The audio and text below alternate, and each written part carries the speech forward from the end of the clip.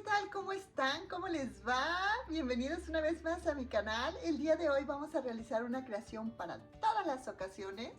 Para regalar el 14 de febrero, en un cumpleaños, en un aniversario, para hombre, para mujer, para niño, en Navidad, para lo que nosotros queramos, para vender también y para hacer un poquito de dinerito. Miren, se trata de este estuche para lentes. Está súper padrísimo, súper fácil de realizar y lo mejor es que el patrón lo encontramos aquí en la cajita de comentarios y es completamente gratis.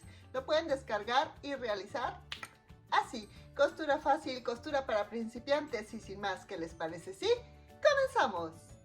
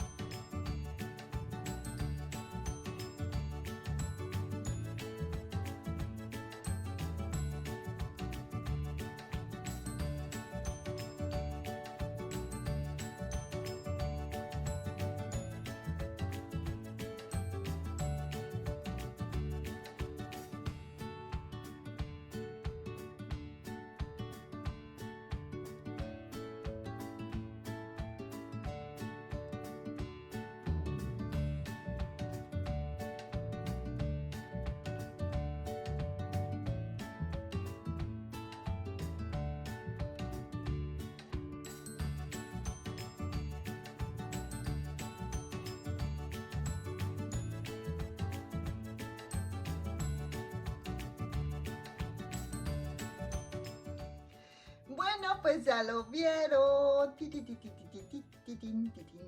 Un regalo infalible. En este momento todo el mundo usamos lentes, o porque estamos muy rucailos y necesitamos para ver, o porque el sol nos molesta gravemente, o porque estamos viendo la computadora todo el tiempo. Entonces regalemos este estuche de lentes en cualquier ocasión.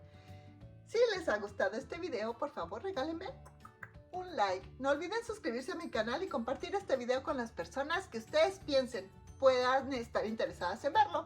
Y ya saben que yo les espero la próxima con más de Cocina y Crea con Mamá Alba. ¡Hasta la próxima!